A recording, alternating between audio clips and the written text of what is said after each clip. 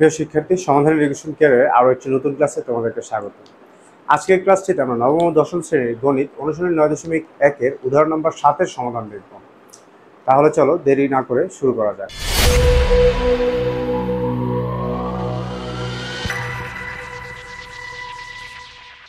প্রথমে আমরা আমাদের প্রশ্নটি দেখে নেব, যেখানে বলা হচ্ছে প্রমাণ করো যে 1 + sin square theta plus 1 + cos square theta = 1। এখন এই ধরনের অঙ্ক আমরা যখন অনুশীলনী অঙ্ক করি তখন আমরা এখানে শিখেছিলাম এই ধরনের অঙ্কে প্রমাণ করার জন্য আমরা লেফট সাইড দিয়ে শুরু করবো অবশ্যই, কারণ এখানে রাইট সাইড একটা ছোট মান, সেটা দিয়ে করা পসিবল না। sin square theta plus 1 plus cos square theta. এখানে আমরা যে জিনিসটা করবো শুধুমাত্র একটা মান পরিবর্তন করব, অন্যটা যা আছে তাই রাখবো। 1 প্লাস সাইন যদি আমি পরিবর্তন করি তাহলে কি হবে, cos স্কয়ার থিটা হবে। এখানে এই প্লাসটা দিয়ে দিলাম, 1 প্লাস cos স্কয়ার থিটা দিয়ে দিলাম। দেখো আমি যদি কোসেকের সূত্র বসাই তাহলে 1/sin, এখানে আগে থেকে সাইন ছিল, আমি এটারও পরিবর্তন দুইটা করলে আবার আগের জায়গায় চলে যাবে, এই জন্য যে কোনো একটা সাইড পরিবর্তন করবা। যেহেতু আমি এটা পরিবর্তন করছি তাই এটা অপরিবর্তিত রাখছি।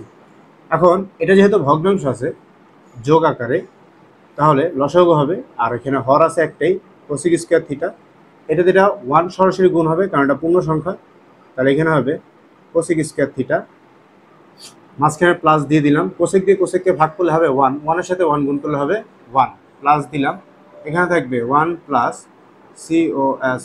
cos square theta. এখন ভগ্নাংশ ভাগ থাকলে গুণ করতে হয়, তাহলে cos স্কয়ার থিটা উপরে যাবে, আর এখানে cos স্কয়ার থিটা প্লাস 1 নিচে চলে আসবে, এই প্লাস এখানে দিয়ে দিলাম 1 প্লাস cos স্কয়ার থিটা বসিয়ে দিলাম। এবার যেহেতু এই হর আর এই হর মিলতেছে না, আমরা এটাকে মিলানোর জন্য কি করব, এটাকে পক্ষান্তর করে দেব, cos square theta 1 plus cos square theta plus 1 divided 1 plus cos square theta.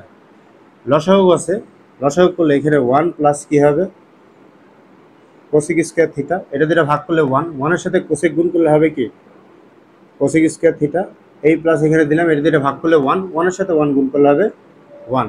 এটাকে একটু পরিবর্তন করে দিই, যেহেতু দুইটাই প্লাস আছে, তাহলে 1 plus cos square theta 1 plus cos square theta.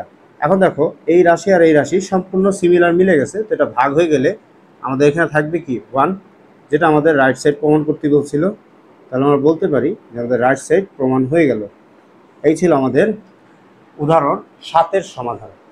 আশা করি তোমরা বুঝতে পারছো। যাদের আজকের ক্লাসটি ভালো লেগেছে তারা লাইক করো এবং বন্ধুদের সাথে শেয়ার করো, এবং পরবর্তী ভিডিও পাওয়ার জন্য সাবস্ক্রাইব করে আমাদের সাথেই থাকো। দেখা হচ্ছে পরবর্তী ভিডিওতে। এই পর্যন্ত তোমরা ভালো থাকো। খোদা হাফেজ।